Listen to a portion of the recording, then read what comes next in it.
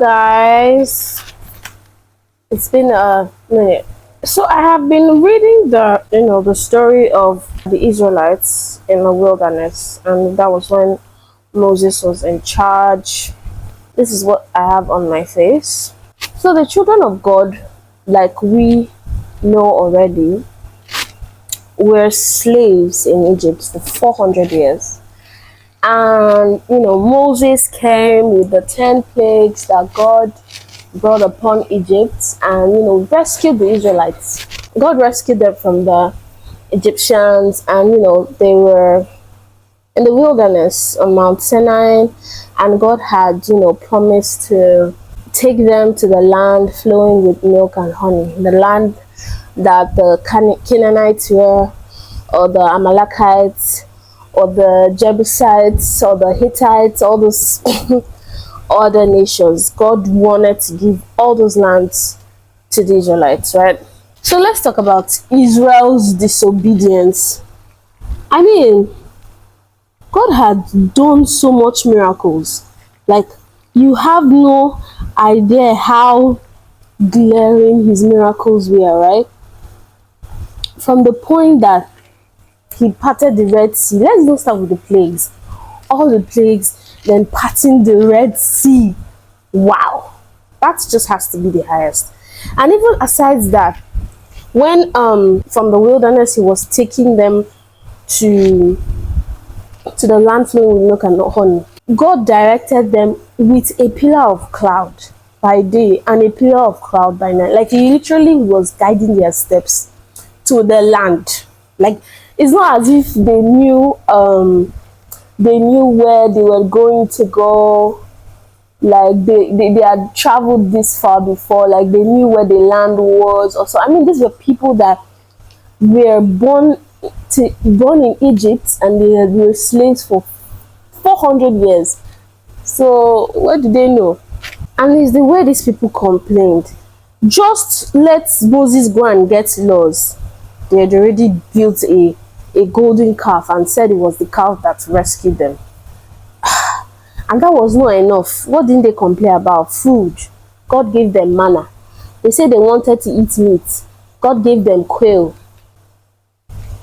Let's not even start with the part when they finally were close to the land flowing with milk and honey, and Moses sent out 10 people, 10 spies, as God instructed, to check out the land. And after they did check out the land for 40 days, because they sent out 12 people, 10 of them were so afraid and just inspired fear in people and said no, that those people are giants. The Israelites did a lot of things to make God angry. And one reading that entire story will be like, are these Israelites mad or something?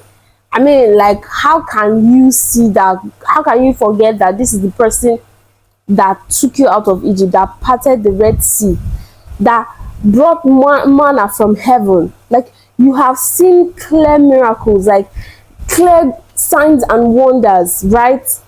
And even with the building of the tabernacle, you cannot just enter his presence anyhow, because anyhow you die. And with all that, they are just so stubborn. Why? Well, if you ask me what the problem was, I would completely say it was unbelief. Because with all that miracle, there is nothing you want to tell anybody that does not believe in God. Why was that so hard? Really, it's unbelief. They were born into slavery for 400 years. Probably at that point when they were slaves, they kept crying out to God. I'm sure some of them believe that God is not real, God doesn't exist anymore. And that is probably what prompted the way they acted. And honestly, a lot of things they did in the wilderness, they kept complaining. Is it not better that we had died in Egypt than come here and die in the wilderness? Is it not better that we had died in the wilderness or Egypt than go to battle with these giants that seem way bigger than us? And at the end of the day, God was just so angry that he said, you know what? I will give you your wish. Since you want to die in the wilderness, you will go and die in that wilderness. that you have just been ranting about. So now let's talk about ourselves and belief and how we can resonate to that story. Some of us are still like the Israelites. We're just holding on to different things in our lives that are hindering us from really surrendering to God. It's just really unbelief, because why were the Israelites, even with everything God was doing for them, they let their fear get in control, they let unbelief cloud their eyes, couldn't really let them connect to God. And in this modern day and age, some of us still go through that. I mean, God has blessed us with family, God has blessed us with friends, God has blessed us with life itself. I mean, there's some people that are not alive to see this day, but He's blessed us with that. But still, some of us still grumble like, oh, we don't have life figured out. So what if you don't have life figured out? I mean, so what? Is that all there is to life? Having everything figured out? What is going to be the sweetness of that? I mean, we are still so wrapped up in our fear and what society has to say. Like, there's just so many voices in our head that we cannot think of believing God at this point, because it's almost like He's not coming through. You're so blinded by your fears and everything that's going on around you that you can't even be grateful for the little things in front of you. I'm trying to make this brows fine, but anyway, this is the second time I'm practicing since my last video. I think I am killing it. I need utmost concentration at this point.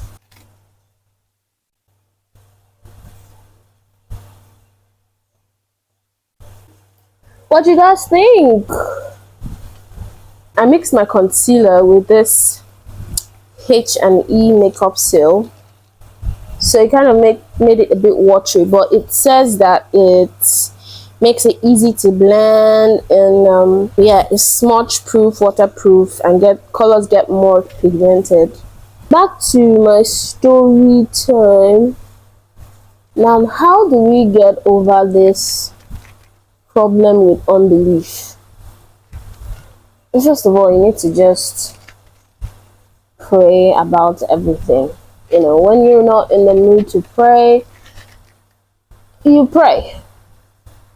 And when you're in the mood, you pray. Right? Oh, I think I'm supposed to blend this side first. My bad. I know that Christians still deal with unbelief sometimes. Like, we're probably good one moment, and the next is almost like we're battling depression, or we're just not feeling right in our spirit per usual, right? And it's almost like we've left a window open for unbelief, and that's why we're feeling that sort of way. It's almost like we're not trusting God again, and we're just forgetting. We know everything is done for us, we know, but it's like, what's this thing in our chest that's just making us feel like, oh my God is not it right now? You're just so angry. Probably that thing you were praying for, or it's just going sideways, and like, what is even going on? And you just have a lot of questions,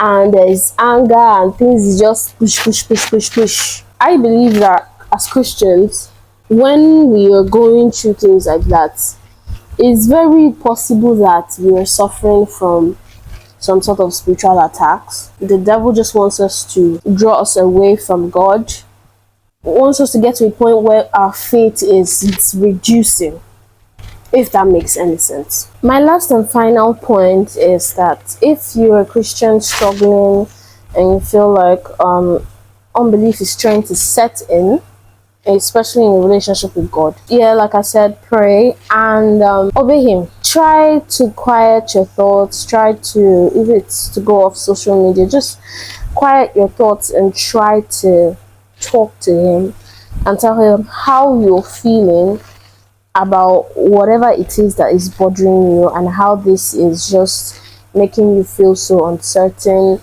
and making you doubt and all that. Yes, it's quite painful when God's children doubt Him, but that doesn't mean it doesn't happen. If you can quiet your environs, your mind, and speak to Him and listen to Him. If He tells you to pray, pray. If He tells you to go off this app, do that.